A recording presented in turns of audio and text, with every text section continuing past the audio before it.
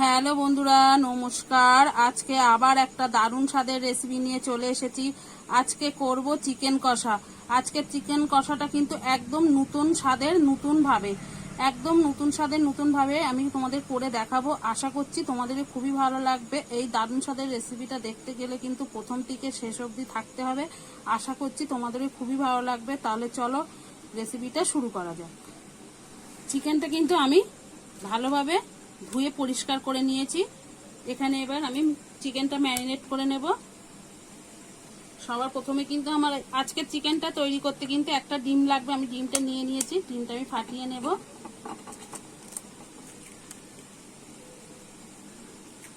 তোমরা যদি এখানে মাংসটা একটু বেশি নাও, সেই পরিমাণে কিন্তু ডিমটাও দিয়ে নিতে হবে। আর পরিমাণ বুঝে একটু লবণ দিয়ে নেব।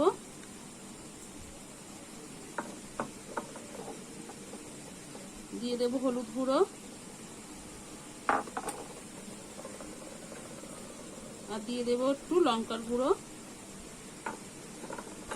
আর এখানে আমি 2 চামচ কর্নফ্লাওয়ার নিয়েছি। তোমরা চাইলে কিন্তু অ্যারারুটও দিতে পারো, বা এখানে ময়দাও 2 চামচ দিতে পারো। এখানে আমি 2 চামচই নিয়েছিলাম, সেগুলো আমি পুরোটাই দিয়ে দিলাম। আর দিয়ে দেবো একটু তেল। এখানে কিন্তু আমি সাদা তেল দিলাম, তোমরা চাইলে কিন্তু সরষের তেলটাও ব্যবহার করতে পারো। এবার ভালো করে আমি কিন্তু সবকিছু মেখে নেব। এখানে কিন্তু আমি ভালোভাবে মাংসটা মেখে নিয়েছি। আর এখানে রেস্টে রাখার কোনো প্রয়োজন নেই। আমি এটা এবার ঢাকা চাপা দিয়ে কিন্তু তেলটা বসিয়ে দেব। আমি কিন্তু উনুনটা ধরিয়ে কড়াইতে দেখো তেলও দিয়ে দিয়েছি।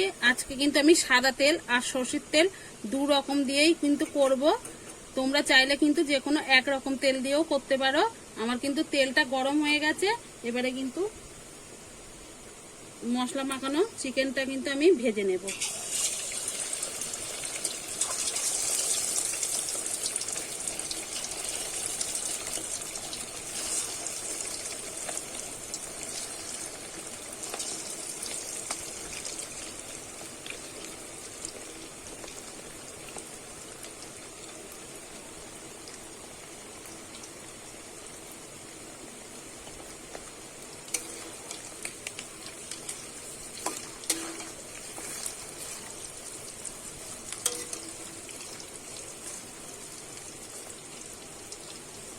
আমি একটু লাল লাল করে চিকেনটা ভেজে নেব। দেখো আমি কিন্তু মাংসটা ভালো কিন্তু করে লাল লাল করে ভেজে নিয়েছি। আর কিন্তু আজকের আমার মাংসের পিসটা একটু বড় বড় রেখেছি, তোমরা চাইলে কিন্তু ছোট করে নিতেও পারো। আমি এবারে তুলে নেব।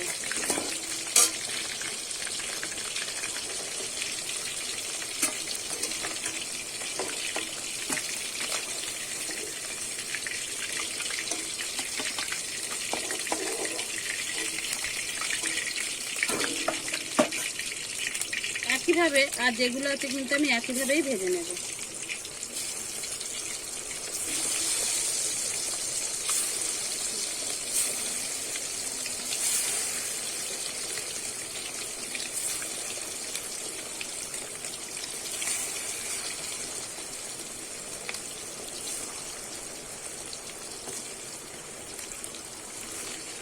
আমার কিন্তু মাংসগুলো ভালো করে আবারও ভেজে নিয়েছি। এবারে তুলে নেব।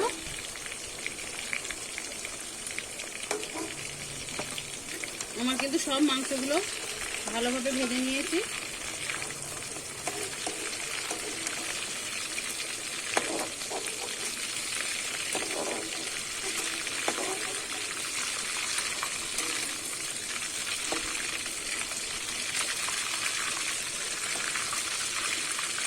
দেখো আমার সব মাংসগুলো কিন্তু ভাজা হয়ে গেছে, ভালো করে ভেজে নিয়েছি।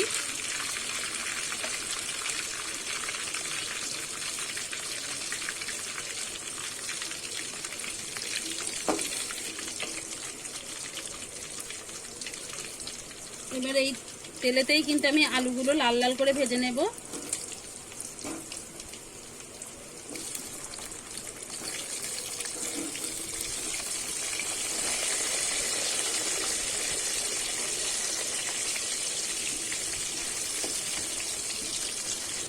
আলুটাও কিন্তু আমি লাল লাল করে ভেজে নিয়েছি। দেখো কত সুন্দর কালার এসেছে আলুটা, লাল লাল করে আমি কিন্তু খুব সুন্দর করে ভেজে নিয়েছি। আর বন্ধুরা দেখো মাংসটা ভাজার পরে কত সুন্দর লাগছে দেখতে। এবারে আমি কিন্তু আলুগুলো তুলে নেব।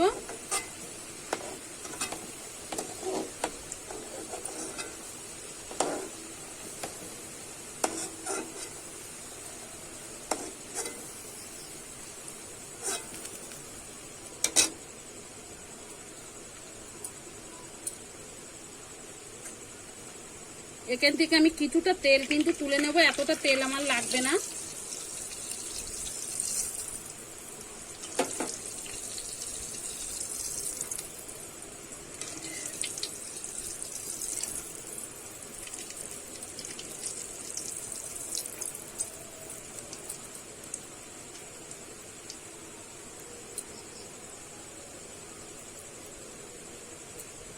এখানে কিন্তু আমি দেখো 3খানা এখানে এলাচ নিয়ে নিয়েছি, সেটা ফোড়নে দিয়ে দেব। আমি কিন্তু এলাচের মুখটা একটু ফাটিয়ে দিয়েছি।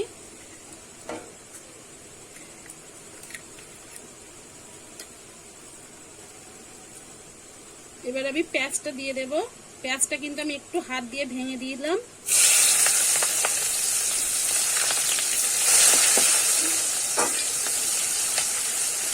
পেঁয়াজটাকে আমি ভালো করে লাল লাল করে ভেজে নেব। পেঁয়াজটা কিন্তু আমার দেখো লাল লাল করে ভাজা হয়ে গেছে, এর চেয়ে খুব বেশি ভাজার দরকার নেই। এবারে দিয়ে দেবো কিন্তু আমি রসুন আর আদা বাটাটা দিয়ে কিন্তু আমি একটু কষিয়ে নেব।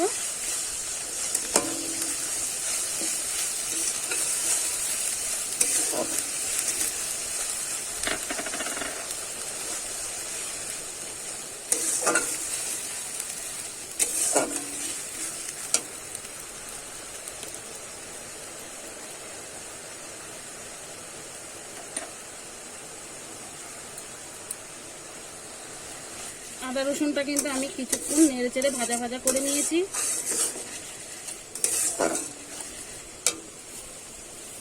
এখানে আমি একটুখানি চিনি দিয়ে দেব, কালারটা ভালো আসবে তার জন্য।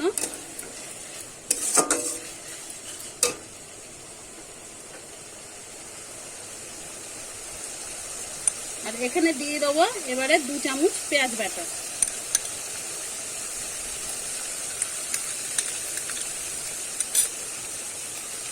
দিয়েও কিন্তু আমি কিছুক্ষণ একটু কষিয়ে নেব।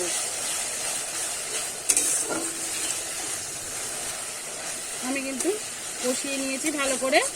এবারে কিন্তু কেটে রাখা টমেটোটা দিয়ে দেব, দিয়ে আবার একটু নেড়ে চেড়ে নেব।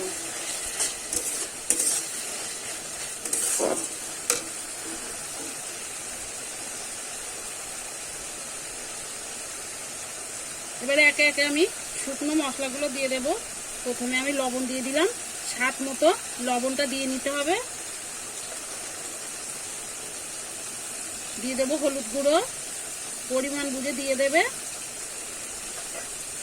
আর এখানে আছে ধনে আর জিরে গুঁড়ো, এটা কিন্তু আমার বাড়িতে ধনে আর জিরেটা গুঁড়ো করে রেখেছিলাম, সেটাই কিন্তু আমি দিয়ে দিলাম।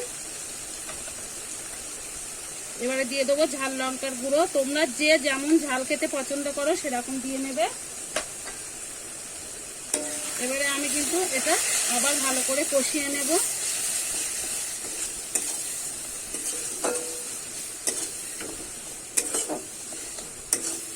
আমি সামান্য একটু জল দিয়ে দেব গুঁড়ো মশলাটা ভালো করে কষানোর জন্য। আমি কিন্তু এইভাবে কিছুক্ষণ কষিয়ে নেব। আমার কিন্তু ভালোভাবে কষিয়ে নিয়েছি দেখো, আর মশলা থেকে কিন্তু তেলটা ছেড়ে দিচ্ছে। আর দেখো গ্রেভিটা কত সুন্দর কালার এসেছে বন্ধুরা। এবারে কিন্তু আমি ভেজে রাখা আলু আর মাংসটা কিন্তু দিয়ে দেব। একসঙ্গে কিন্তু আমি ভেজে রাখা আলু আর মাংসটা দিয়ে দিলাম। এবার কিন্তু আমি ভালো করে কিছুক্ষণ ধরে কষিয়ে নেব।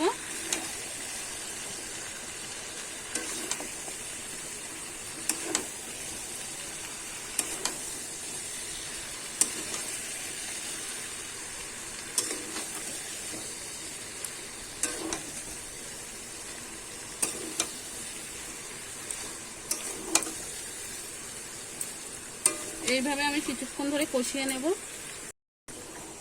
আমি কিন্তু কিছুক্ষণ ধরে কষিয়ে নিয়েছি। এবারে আমি একটু কিন্তু জায়ফলের গুঁড়ো করে নিয়েছি, একটুখানি সামান্য একটুখানি দেখো জায়ফলের গুঁড়ো দিয়ে দেব। দিয়ে কিন্তু আমি আবার কিছুক্ষণ নেড়ে নেব ভালো করে, কিন্তু এবারে আমি কষিয়ে নেব। জায়ফলটা তোমরা না চাইলে কিন্তু না দিতেও পারো, আমার হাতের কাছে ছিল আমি দিয়ে দিলাম। তোমাদের যদি না থাকে না দিলেও অসুবিধা নেই। আমি এইভাবে কিন্তু আবার কিছুক্ষণ কষিয়ে ভালো করে একদম কষিয়ে নেব।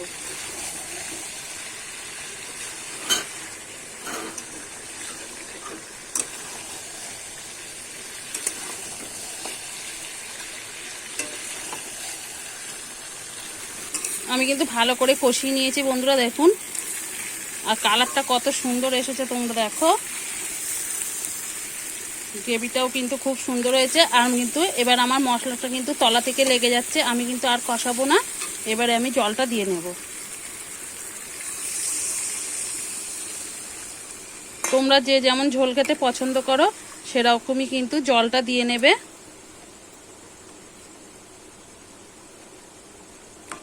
আমি কিন্তু এবারে ঢেকে দেব।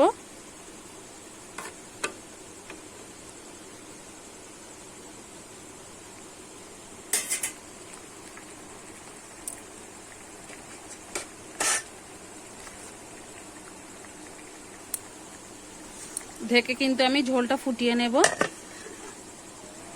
বন্ধুরা। এবার ঢাকনাটা খুলে আমি দেখে নেব। আমি কিন্তু 2 মিনিট এইভাবে কিন্তু কম আঁচে বসিয়ে রেখেছিলাম।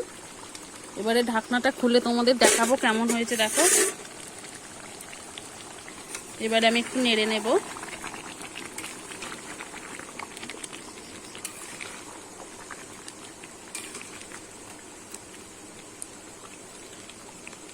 আলু বা মাংসটা কিন্তু খুব সুন্দর সিদ্ধ হয়ে গেছে, এই তোমরা দেখলে বুঝতেই পারবে। এই দেখো দেখাচ্ছি, দেখো খুন্তির আগা দিলেই ছাড়িয়ে যাচ্ছে। আলুটাও কিন্তু আমার সুন্দর সিদ্ধ হয়ে গেছে।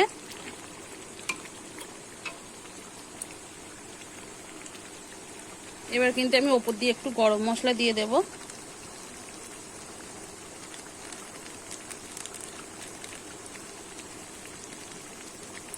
দিয়ে আমি আবার একটু নেড়ে নেব।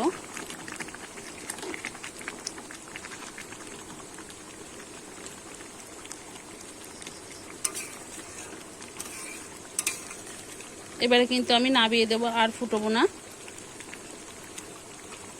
দেখুন বন্ধুরা, আমি কিন্তু একটা পাত্রে নামিয়ে নিয়েছি, পরিবেশন করার জন্য একদম রেডি। একবার হলেও বাড়িতে এইভাবে বানিয়ে খেয়ে দেখতে পারো, খেতে কিন্তু খুবই অসাধারণ হয়। লুচি বা রুটি, পরোটা, ভাতের সঙ্গে কিন্তু খুবই সুন্দর লাগবে। দেখতে যেমন হয়েছে বন্ধুরা, খেতে কিন্তু খুবই অসাধারণ হয়েছে।